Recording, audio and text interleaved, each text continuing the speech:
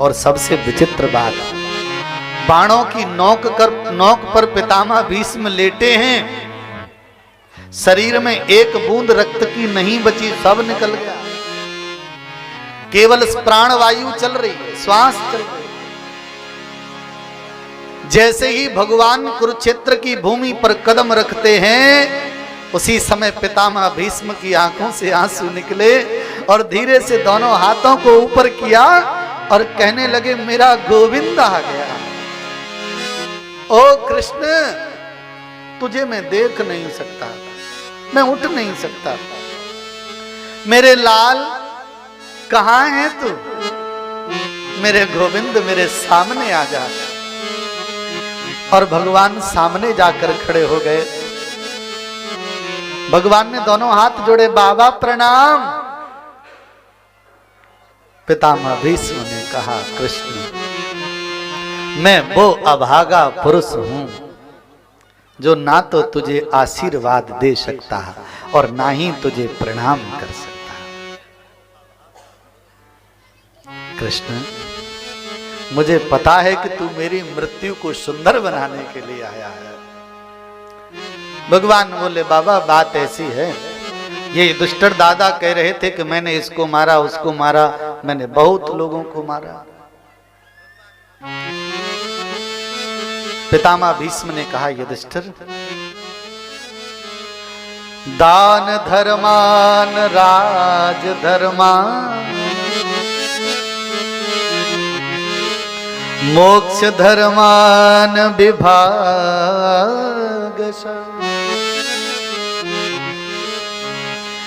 स्त्री धर्मान भगवत धर्मान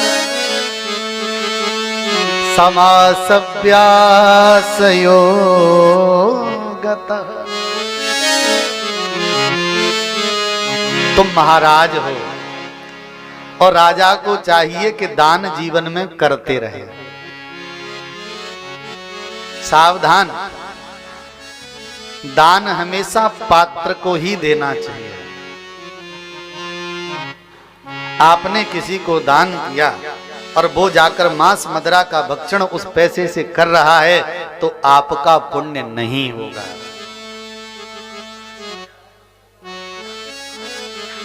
दान पात्र को देना चाहिए। किसी व्यक्ति को तुम 100 रुपए की धोती पहनने को दे रहे हो और वो पहनता है 1000 रुपए की धोती, तो तुम्हारी 100 रुपए की धोती की कीमत उसके सामने कुछ भी नहीं है। वो तुमसे लेगा और जाके कहीं कोने में डाल देगा। मेरे भाई, इससे तो अच्छा ये है कि ऐसे व्यक्ति को देखो जिसके शरीर पर कपड़े फटे हैं, उसके तन को ढकने के लिए आपकी पुरानी धोती भी काम आ गई तो समझ लेना वस्त्र दान हो जाएगा।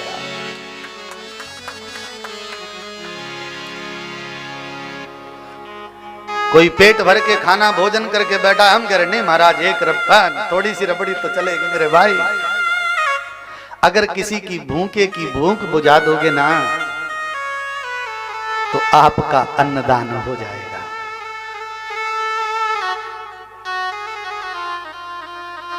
राजन, व्यक्ति को अपने जीवन में दान करना चाहिए।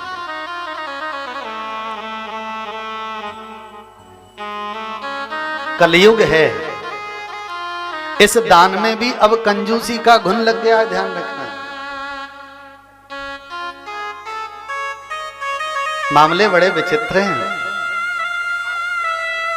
धन की 3 गतियां हैं, दानम भोगो नास्ति गतयो भवंत वित्तस्य।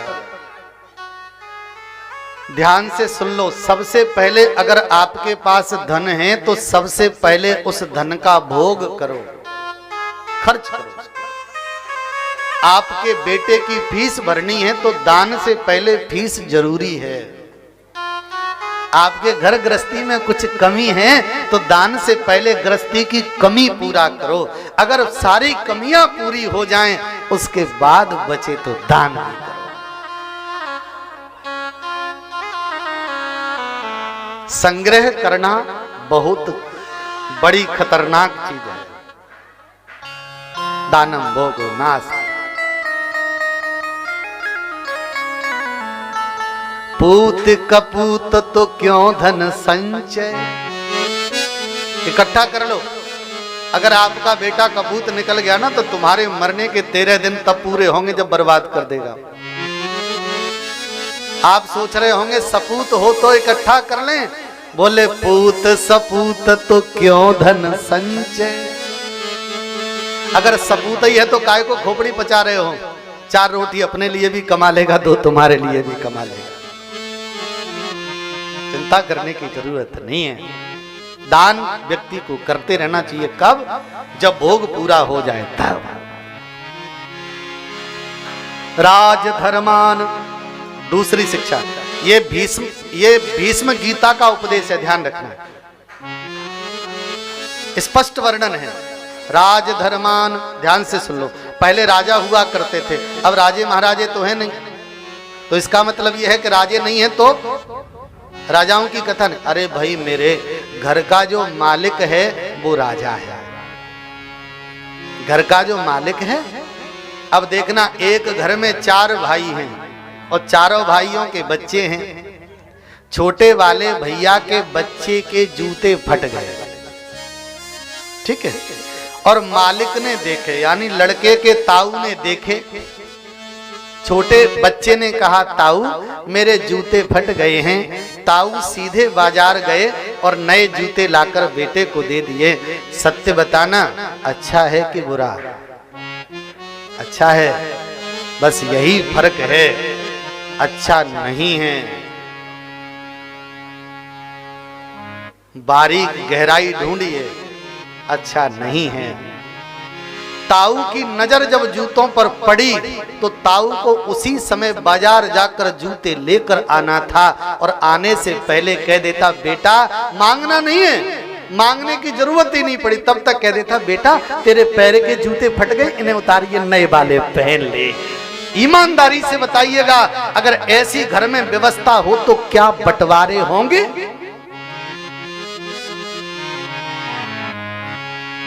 पर जहां तुषा भाव होता है वहां बंटवारे की नींव लग जाती है। अपने बेटे को 10,000 का फोन, दूसरे को पैंट शर्ट भी नहीं। आज नहीं तो कल वो कह देगा कि मेरा हिस्सा मुझे दे दो।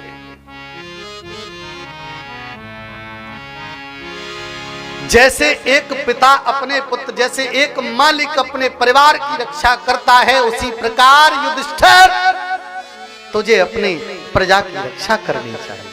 ये राजधर्म की शिक्षा है। मोक्ष धर्मान, तीसरा धर्म। देखो, पहला धर्म क्या था? दान धर्म। दूसरा धर्म क्या था? मालिक का राजधर्म। तीसरा धर्म क्या है? मोक्ष धर्मान। ध्यान से सुनना, ये सबके लिए जरूरी है। 50 के बाद कौन सी गिनती आती है?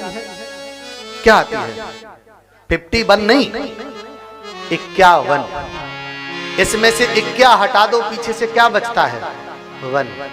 गिनती भी हमसे कह रही है 50 हो गए, अब बन जाने की तैयारी कर लो।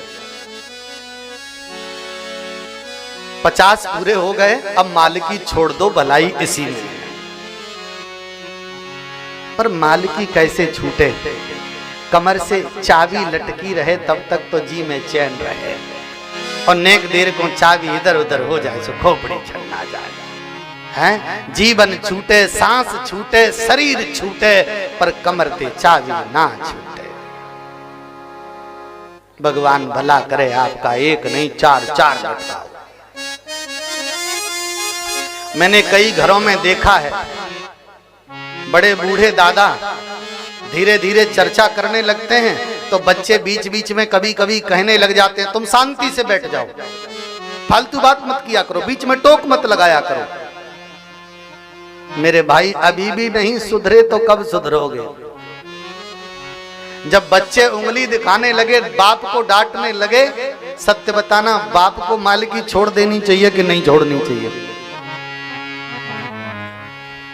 पर बाप कहता है कि कुटना मंजूर है पर मालिकी नहीं छोड़ेंगे, बीच में टांग जरूर अड़ाओ। प्रेम से बोलो। मैं ये नहीं कह रहा कि वन चले जाओ, वन में तो फजीयत है। पहले तो वन में फल होते थे, अब फल नहीं होते वहां।